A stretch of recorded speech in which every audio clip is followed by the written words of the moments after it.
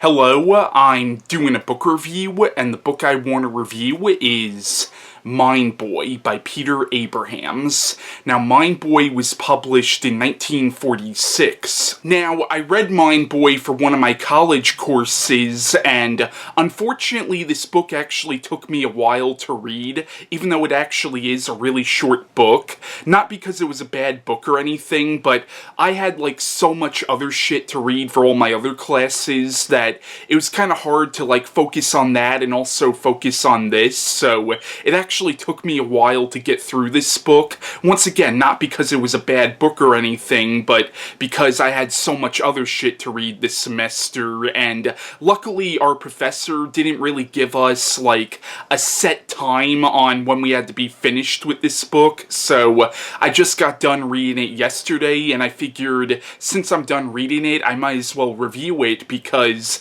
this was actually a really good book, even though I had some issues with the writing style, which I'll get a little more in-depth with later in this review. Overall, in terms of story and themes, I thought the book was excellent. Now, Mind Boy is a South African novel, and the book is primarily making a statement about racial segregation in South Africa, and the book is also a commentary on how unfairly black people were treated in South Africa at the time this book was published. Now, as I said before, Mind Boy was published in 1946. Now, to the best of my knowledge, I don't believe apartheid actually started until 1948, but even prior to apartheid in South Africa, there was still racial segregation, and once again, the book is very much making a statement about racial segregation. Now, the plot of Mind Boy is it follows this man named,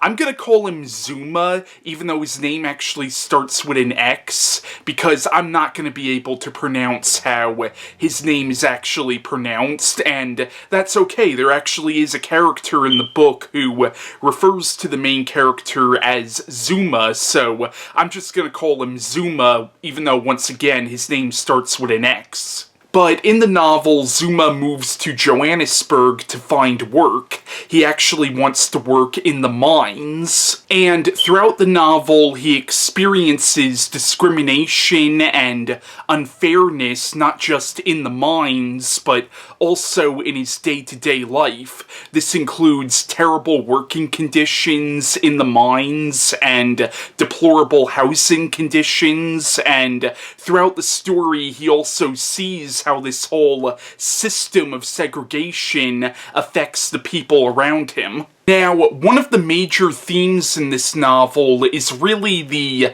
psychological effects that colonial rule in Africa has on the people and has on the individuals.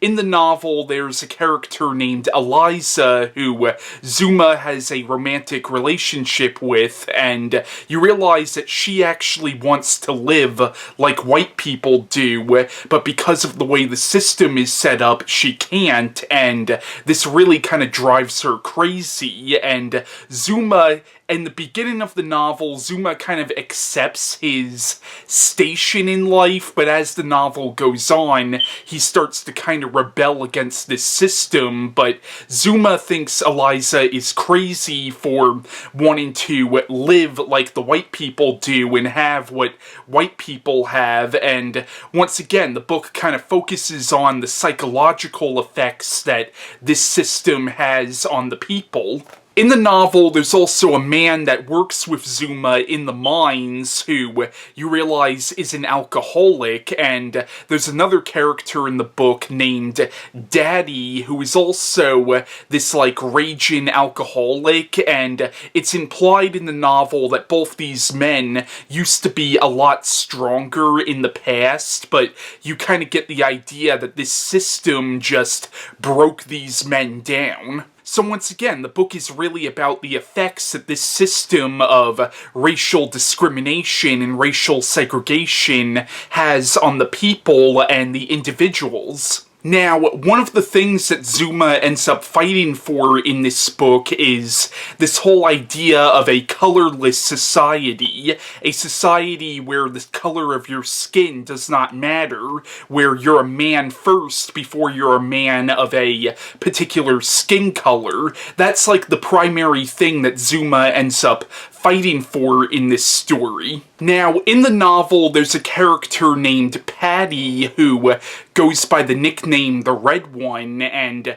he's a white man that Xuma works for in the mines. Now, at first, Xuma really doesn't like him very much. Like, he comes off as very, like, cold in the beginning, but Xuma still respects him because the Red One treats him fairly. But as the book goes on, Xuma and Patty's respect for each other only builds. And in the book, Patty even attempts to become friends with Xuma, and at first Xuma really rejects this friendship because he feels like a white man and a black man cannot be friends, but as the story goes on, there is a real friendship that develops between these two characters, and it's really the character of Patty that kind of helps bridge this gap for Xuma and brings Xuma to the conclusion that he must try to fight for a colorless society. I also thought this book's take on gender was really interesting,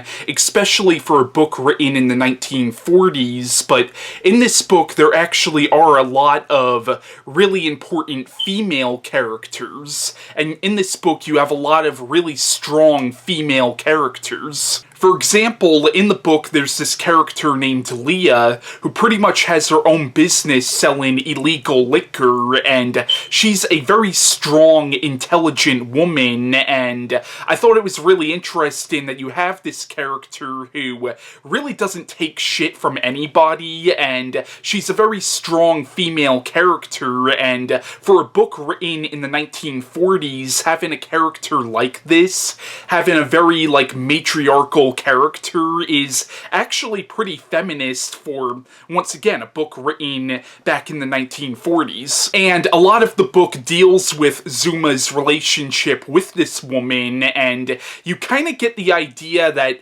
Xuma and this woman Leah have kind of like a mother-son relationship, and in the book you find out that Xuma's mother died a few years before the events of this story, and you kind of get the idea that maybe Xuma sees something of his mother in this woman Leah. But once again, in this book you have a lot of strong female characters like Leah and like a few of the other characters in the book. So once again, I thought it was really interesting that in this book you have a lot of these really strong and complex and three-dimensional female characters. So overall, I could definitely say that Mind Boy was a really good book. It had a really good story and had some really good characters in it. The only thing about this book that I didn't particularly like is really the writing style, and I can't really put my